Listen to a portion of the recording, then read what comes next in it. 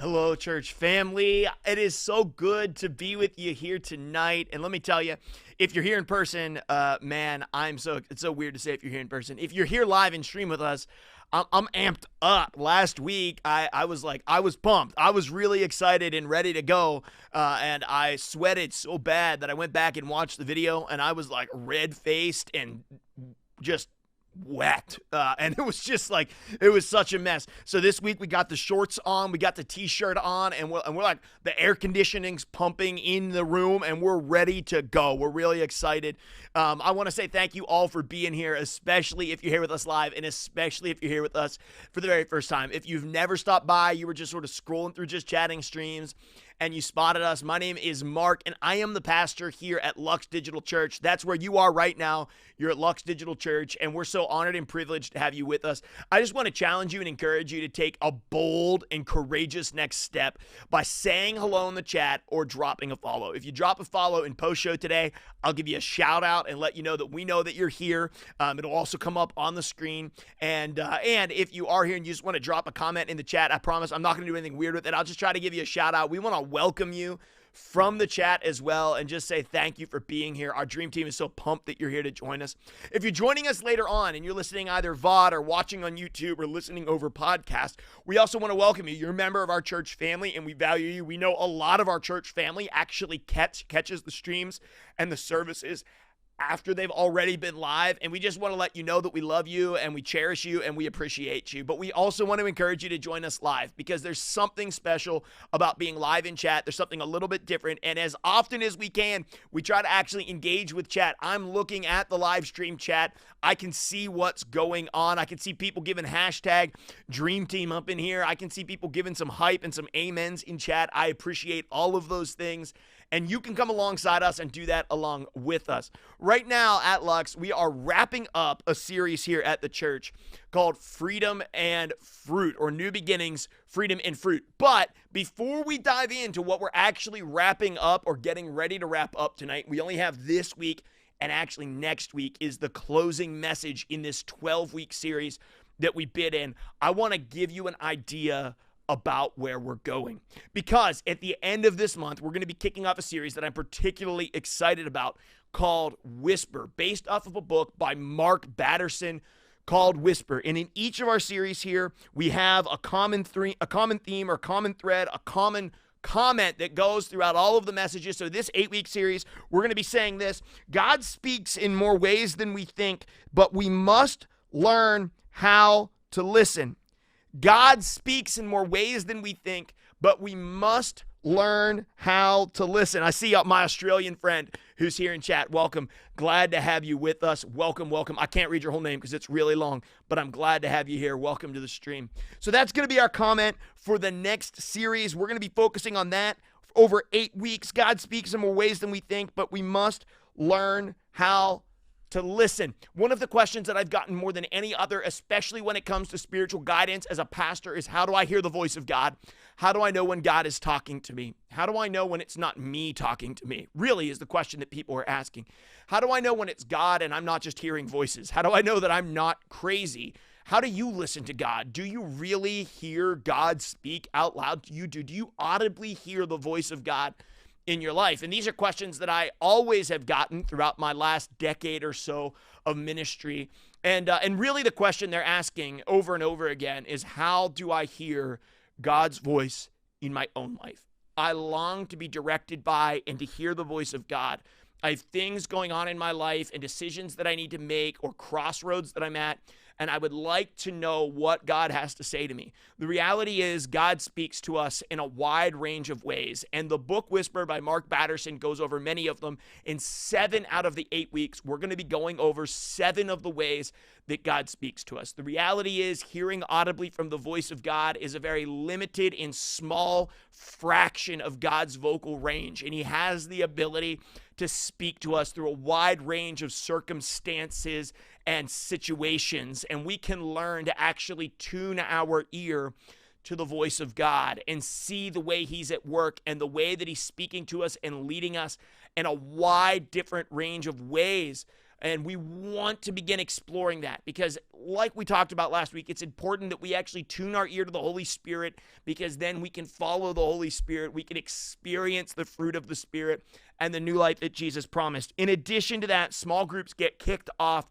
at the same time. We're going to be doing a series with Whisper at the same time with the small groups, a video-based series that's going to be held right inside of Right Now Media. You get your account set up, you come into a viewing party, be watching Mark Batterson talk about the different things, and then we're going to be having discussions about those. Here's the reality, guys. The church is not just a live stream. It's not just a church service. The church is more than showing up and watching a service and consuming some spiritual bits. It's more than tweetable or quotable comments. The church is the people. It's the people coming together. It's people linking hand in hand and following Jesus together, and then bringing people along with them that are interested or seeking to follow Jesus as well, and saying, as sojourners, we're going to come together and we're going to follow after Jesus as a community of people who are linked arm in unity with one another, seeking the likeness of Jesus and seeking the face of God. And that's what it means to be the church, guys. The church is more than just the live stream. The church is more than the Discord server. It's community with one another. Just watching church and consuming church is not being part of the church. Just watching church and consuming church is not being part of the church. Listen, I started a small group back at Lux, months ago, and my Tuesday night, now is Monday night small group, has been so transformational in my life as I've gotten to know some people from our church family, and we've walked through really dark times together and lifted each other up. It's a place where you can receive spiritual guidance and you can get instruction, and those things are good and they're helpful, but more than that, it's a listening ear, it's community, it's friendship. And I do actually want you to have genuine friends here at Lux, more than screen names. I want you to have people that you genuinely connect with. And so there's men's groups and there's women's groups and there's co-ed groups, and all of them are going to be going over the same thing, focused on the stuff that we're going to be talking about every week over 8 weeks in our live Wednesday night services. So it's such an awesome opportunity to get plugged in.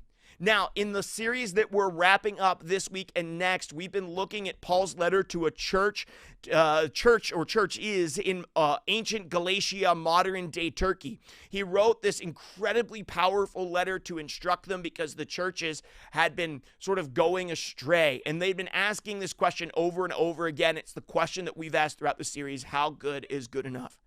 And tonight we really sort of diverge from that question and we move away from it as Paul begins to wrap up his letter with some of his closing paragraphs and closing remarks to the Galatian Christians.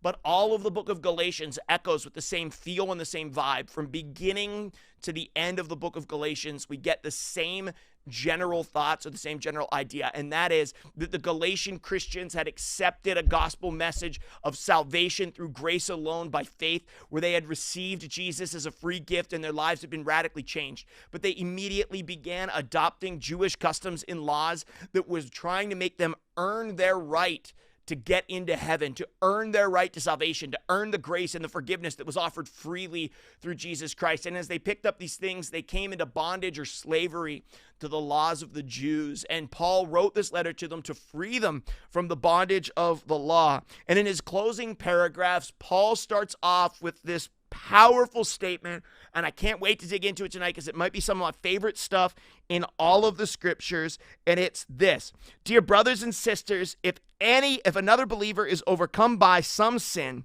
you who are godly should gently and humbly help that person back onto the right path. And be careful not to fall into the same temptation yourself. Share each other's burdens, and in this way obey the law of Christ. If you think you are too important to help someone, you are only fooling yourself. You are not that important. Now, here at Lux, I do not typically give you the title. There's a title to every message, but I never really emphasize it or talk about it much. But this one comes from this exact verse, and the title is this: Not That Important. Because the reality is, for us, we're not that important. And I love the way that Paul portrays his message. I love how to the point he cuts straight to the heart over and over again with the Galatians and over again with me. Because if I'm honest with myself, the reality is that oftentimes I think that I'm more important than I really am. And I think we all want to feel like we're important. I think we all have this inner desire to want to be important. And the reality is, it's actually a God thing. God actually created us with this desire to be important. Because the God of the universe, who created all things and who is infinitely powerful, desires a relationship with us. So he sees importance in us. And out of that, there's this universal longing for importance and place and significance that's inside of every human being. The problem is not that there's a universal longing inside of us for importance. That's actually put there by God himself. The problem is that we often go to every place but God to fulfill this universal longing for importance and significance that only God is capable of filling in us. I know I've heard like Bible stories, whatever, youth group messages about like this God-shaped hole. I'm not talking about this. I'm talking about this universal longing that we usually go and we sort of derive it from other people at their cost and their expense to make us feel more important. I don't know if you've ever experienced that before in your own life where you had like a bully or somebody. I had a lot of bullies in school growing up because I was a nerd. And like I said early in the service, I moosed my hair. And because of that, I would come home and I had been bullied and my parents would be like, well, they're just jealous or like they're just putting you down so they can build themselves up. And that was the reality. A lot of times what we do in life is we derive importance and significance at other people's expenses. And whenever we're in 6th and 7th or 9th grade, we do that blatantly at somebody else's expense by bullying them or hitting them or making fun of them or calling them names. But as we grow older, we do the same thing in other ways. Let me just give you an example of this. I do not love to be left waiting. And one of the ugliest sides of Mark comes out when he's left waiting. And I work on this because I know that people get hung up and things come up, but I still hate it. So let's say, for example, I have a meeting with somebody and we're set for 10 o'clock and it's like 10:05 and nobody's here. It's 10:10 and the person hasn't showed up yet. I haven't gotten a text from them. Man, my brain starts turning. I start getting upset. I start getting anxious. Start being like, man, I don't think they think that my time is important to them. Don't they know that I had other things that I could be doing? Don't they know how many people could have been meeting with me during this time? Don't they know? And this is the most sinister and ridiculous and ugly thing that could come into somebody's head. Don't they know how important I am? Don't they know that I'm too important to not be kept waiting? And so they get stuck behind a school bus and they show up 10 minutes late to the coffee shop. And here's Mr. Mark, who's now at this point inflated his ego to the point that he feels like he's so busy, he's the president of the United States of America. And he has now judged you by giving you that you deserve a smug look by walking in 10 minutes late as you order your Americano. At the same exact time, in my own life, if I'm 10 minutes late, I expect grace and forgiveness and understanding. Why? Because doesn't this person understand how important I am? How in demand I am? Doesn't this person understand how busy I am? In my life, and look, guys, like this is the ugliest thing, right? This is one of the ugliest things about me. And I'm like slowly working on it. But just to be honest with you, it's really hard. Because the reality is a lot of us derive our sense of importance and significance not from God himself, but we pull that sense of importance and significance out of other people. And so we put other people down with the desire to build ourselves up because we have this universal longing to feel important, to feel like we have place and to feel like we have meaning. And our sense for that is only fulfilled inside of a relationship with God. But it is so hard for us to turn to God and to get that fulfillment. So instead of waking up in the morning and finding myself in the presence of God and spending time with him and finding myself and my need for fulfillment and significance found in the Creator and the person who sees me as a significant son, a beloved child, instead I wake up in the morning and I'm busy or it's hectic and there's a lot going on and I'm off into my to-do list and a busy day turns into 2 busy days, turns into a busy week. And before long, this ego that has built up inside of me about how busy I am and how much stuff I have to get done. And if you've been close to me, even on the team at Lux, you've probably made a comment before that was a red flag to me. That was like, Mark, you really have allowed this to get out of control in your life. And the sickest part of it is this, is when it's at its zenith, that I decide that I am too good for somebody else. We end up deciding that we're too good for somebody else. And the sickest part is the ego inside of us actually feeds off of that, and the selfishness feeds off of that, and it desires us to be able to say no to somebody because we're simply too important for them.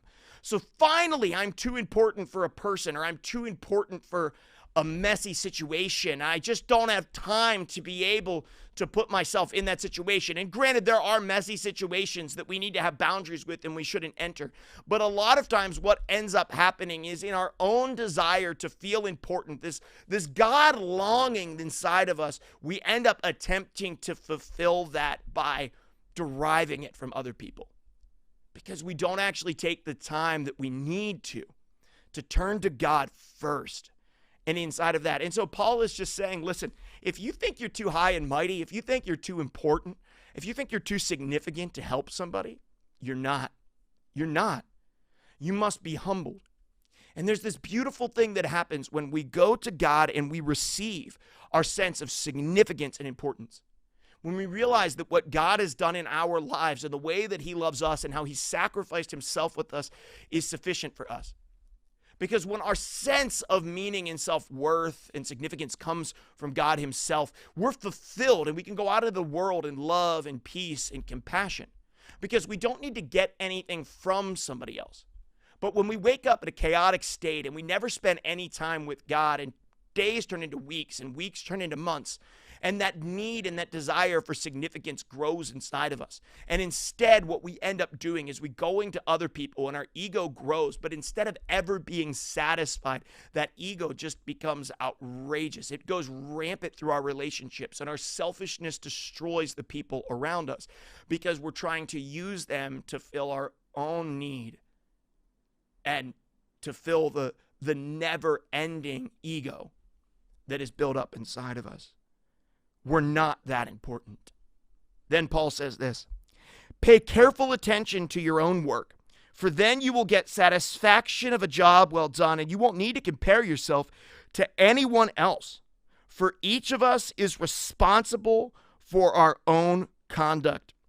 In this passage, Paul tells the Galatian churches to mind their own dang business. Look at your own hands and feet. Worry about yourself. Stop looking around and comparing yourself to everybody else. God has given you a work. He's given you a gifting. He has tasked you with something of significance. Quit looking around and comparing your thing to everybody else's thing. Mind your own dang business. And we live in a culture that never minds its own business. We live in a culture that is obsessed with other people's business. We always want to know what someone else is doing, and we're constantly comparing ourselves to the next person over. And this happens in the church all the time. One of my friends and a pastor from the church that I had previously worked for commonly says this, and he did in the message that he preached on this exact verse. He says, comparison is the root of condemnation. Comparison is the root of condemnation. It's also a common saying around Southeast Asia Prayer Center. Let me unpack that a little bit for you and show you how this works. And I'm going to give you an example of a time in my life where I compared and condemned myself, and a time in my life where I compared and condemned somebody else. So when I was younger, I think I was in like middle school, Halo 2 came out, and I was super excited for Halo 2. And gamers will understand the reference. It was like the game at the time. So I got Halo 2 on the Xbox, and I played through the campaign, and I learned all the guns, and I learned all of the battle maps. I was so excited for it. I played with my friends on split screen. And I had literally played for a couple of months playing Halo 2, trying to get better at it. And I have a little brother named Kyle, and Kyle is a lot smarter than me. He's significantly more talented than me. He's just very, very quick. And I'm not a slow learner, but my brother is a very fast learner. He just picks things up very naturally. He's just gifted. And simultaneously, my brother's also a very socially aware person, which is a rare combination in somebody. And so I had learned Halo 2, and my brother picked up the controller, and within a couple of days, we sat down to play a split screen match, and he absolutely massacred me. Over and over and over again. I will never forget the day we were sitting in my bedroom or in his bedroom. I can't remember. The upstairs bedroom. We were playing Halo 2 split screen, and he killed me in a death match with the shotgun over and over and over and over again. And I never stood a chance. And I was so frustrated because I had worked so hard to get remotely good at this game. And in a fraction of the time, just a couple of days that it had taken me to get to where I was, my brother had already eclipsed me. And it had taken me months to get that good. And my brother had eclipsed me in a couple of days. And in that moment, I compared. I compared myself to him. And it's like, it's crazy to me that this happened in middle school, but I still will never forget this moment. I compared myself to him, and in that comparison came the root, which was condemnation. And in that moment, I condemned myself. And I said, I'm a garbage Halo 2 player and probably a garbage gamer. And I'll be honest with you, there's different times in my life where I've never really viewed myself as a very proficient video game player. Sometimes I'm not. And a lot of it actually stems from that moment of condemnation when my brother totally trashed me with a shotgun in Halo 2. And I just wasn't able to recover from that. But it was in that place that I condemned myself. Let me tell you a story of my life more recently. Just a couple of weeks ago, my daughters wanted to go to a local carnival. Now, I hate carnivals. Just in general, I don't like carnivals. Carnies make me nervous. I actually met a guy the other day who does like ministry with carnies. It's like his whole thing. He goes and preaches the gospel to carnies. It's just scary to me. But I don't really like carnies. And this local carnival comes like every year. And a handful of years ago, I went to the carnival, and there was a guy without a shirt on with a living white python wrapped around his whole upper body. And he was cussing out some poor girl trying to make him a lemonade at the lemonade stand. And I was like, I'm never coming back to this place. Like, this is the worst place. And I just swore I would never go back there. Well, the girls really wanted to go, and I was like, well, could it really hurt? They can go play a game and get some cotton candy or something. Well, as it turns out, it could hurt. So we went to the carnival, and it was just decrepit. There's like, since COVID has killed carnivals, so there's like no one at the carnival, and the carnival's like, there's nothing there. But there was the duck pond game. And if you're unfamiliar with the duck pond game, you get to go and you pay money and you pick a duck. And then that duck gives you a prize. There's really no game in it, but it's a guaranteed prize. And my daughters are young. There's no way they can win anything at any of these carnival games. And I didn't want to play the carnival game. So we went to the duck pond. And I figured the duck pond must be the safest place that one could go. But I was once again wrong. So we walked up, and there was this young girl, female carny, and she had a tank top on, which is, you know what, fine.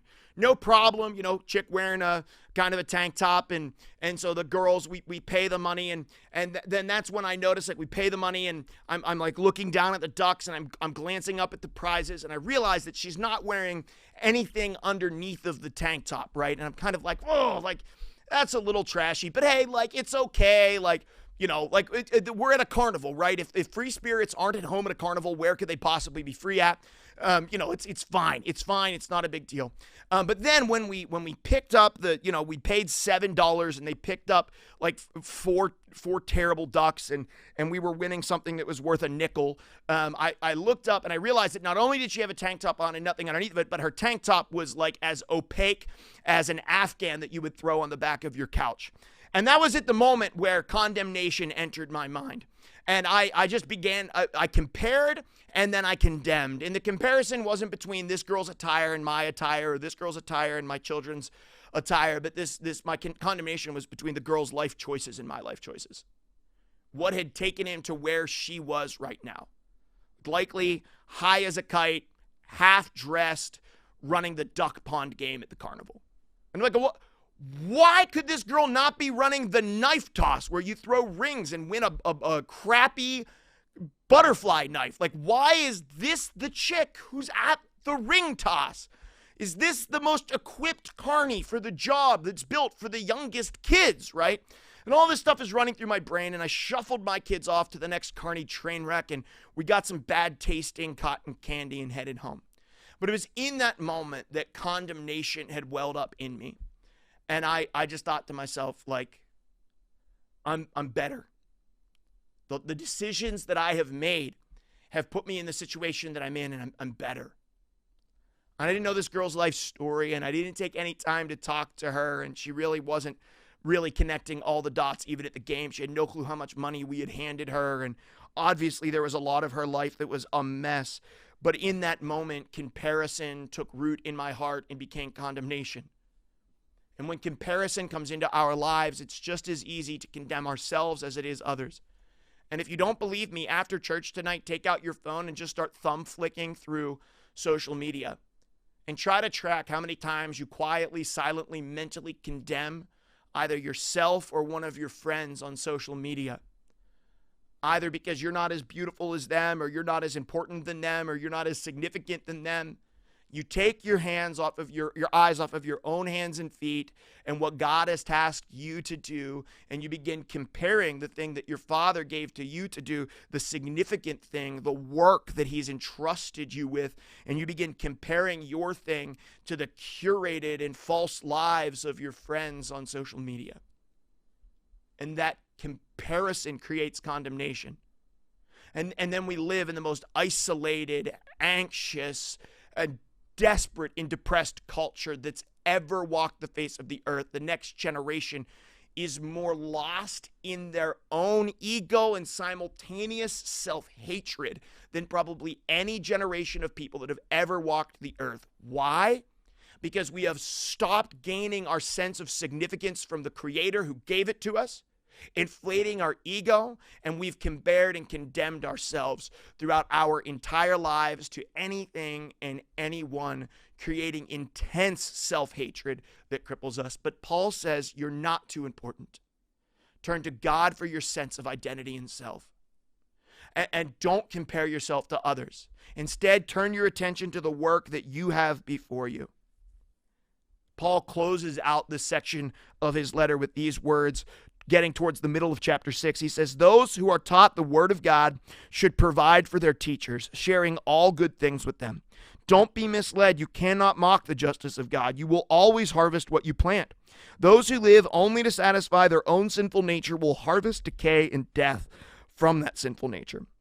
But those who please the Spirit will harvest everlasting life from the Spirit. So let's not get tired of doing what is good. At just the right time, we will reap a harvest of blessing if we do not give up. Therefore, whenever we have the opportunity, we should do good to everyone, especially those in the family of faith. This is a really tough command. It's an incredibly challenging command from Paul.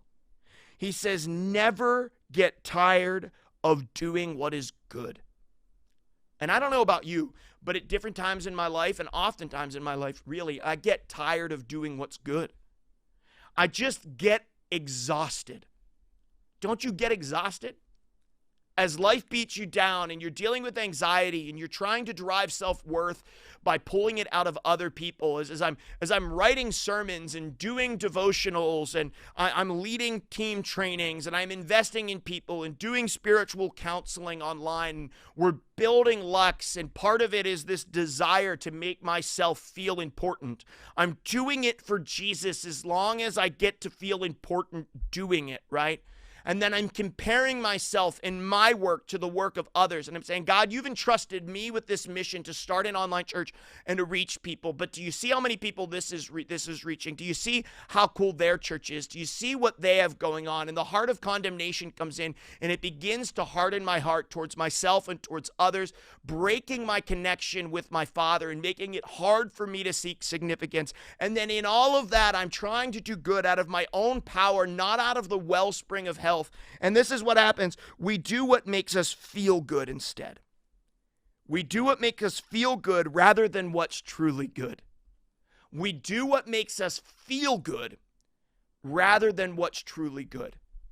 The reality is my culture has created these mantras and they've passed them down onto the next. You, do whatever makes you happy, do whatever makes you feel good. And we have traded good for feels good. A cheap and lifeless imitation that pretends to be what we truly desire. But after a short round of endorphins, it cripples us, destroying our lives and the lives of those around us, because feels good too often comes along with the expense of doing evil. So instead of doing good, we seek feels good, this cheap and lifeless and heartless imitation of what God has created for our lives. And what Paul says is never grow tired of doing good. Please, Galatians, do not trade good for feels good. Do not trade the true goodness of God for the feels goodness of this temporary life. And too often in our lives, we turn to substances and people and sex and moments and vacations and experiences because we're obsessed with feels good when we should be desperately in love with what is truly good. But the reality is we're obsessed with our own egos, moving from one relationship in moment to the next, trying to feed the never-ending hunger of satisfaction and self-worth because we haven't turned to the Creator and been filled with the Spirit, tuned our ear to listen to the voice of God, and therefore been fulfilled with the significance that only the Creator was ever able to give us. And because we don't have that, it spirals in to the heart of comparison as we go to endorphins by receiving likes and comments on our pictures on Instagram, or laughs from our TikTok accounts, or moments of ecstasy from porn, or whatever it is that we turn our lives to, escapism through video games, or a moment of break from a smoke, or a chance to decompress through drinking just a little bit too much. We turn then to feels good because our hearts have been hardened by comparison. And comparison has isolated us and thrown us into depression because our hearts have grown hard towards others because we can't live out of love. And then out of a desire, we come to Jesus and we're like, Jesus tells me to do the right thing, and I want to do the right thing, and I'm going to try really hard to make God happy by making sure that I do the right thing. And instead of functioning as a conduit of God's goodness, we're disconnected from the fountain of life. We're disconnected from the river of life. And because of that disconnection, we seek to do good, we get exhausted, and we settle for feels good. But Paul says, never grow tired of doing what is good. But listen to me, we cannot continue to do what is truly good if we're going to continue to do it out of our own strength. Eventually, we will get tired, we'll get burnout, and we'll settle for what feels good. The only way that we can continue in the pattern of doing good, the only way is if we're connected to the source of good. If we're connected to the source of all goodness. So when I wake up in the morning and I spend time with my Father and I go to Him for my sense of significance and I go to Him for my sense of identity, and I realize that He loves me, not because of anything that I've done, but because He loves me, because He created me, because I'm His son, that I have significance, that He cares for me enough to send His son to die for me. And it's in that place of recognizing my significance and being filled up by God's Spirit that I am then sent out to the work of my hands and my feet. And I'm no longer comparing my work to somebody else's, and I don't need to condemn them if theirs is better than mine or if theirs is worse than mine. Instead, I am able to work with all joy and thankfulness at the work my Father has given me to do, because the work that my dad has given me to do is to bring me freedom and to bring me life. My heart does not become hardened, but instead I live in a place of compassion and grace and tenderness towards those that I encounter. I'm no longer threatened by the works of the hands of somebody else, of one of my brothers and sisters, but I'm encouraged by it when it succeeds, and I mourn for them when it fails instead of vice versa. Because too often we mourn when one of our friends succeeds, and we celebrate when one of them fails because it feeds our ego and our sense of self-worth and significance, which we're trying to derive from their failures or their shortcomings. And when I gain all of my self-worth and I'm worried about the work of my hands because God has given it to me to do, then the pastor works hand in hand and walks hand in hand with the carny, and the Republican walks hand in hand with the Democrat, because we realize, as we're not condemning one another out of a sense of comparison, that we're able to walk hand in hand together as fellow sojourners in the journey of drawing closer to Jesus. And the differences that once separated us and we used to condemn one another now pale in comparison to the unity that we have through the Spirit of God, because we're not trying to find our significance through other people. We've already found it. And then connected to the wellspring of life, to the living water. We don't live out of a sense of trying to muster up enough energy to do good, to avoid feeling good. We're not trying to do sin management. We're not trying to avoid things. No, the goodness of God flows out of who we are because we're connected to the wellspring of life. Our significance flows through him. Our hearts are no longer hardened. So we are no longer trying to muster up good, but we don't ever have to stop doing good because it's a natural outflow of who we are. Because we have not only been filled up, but we've been filled up to overflowing. Because God's Spirit has been poured out on us and the goodness of God. We are a conduit. We're not the doer of good. We are the ambassador of all that is good. We're not trying to do good. We become the ambassador and the conduit of all that is good. Which takes us to our next step this week. Our next step this week is this. I will seek God first this week. I will seek God first this week. This next step seems simple, but it's actually probably the hardest next step that we've had throughout this entire series.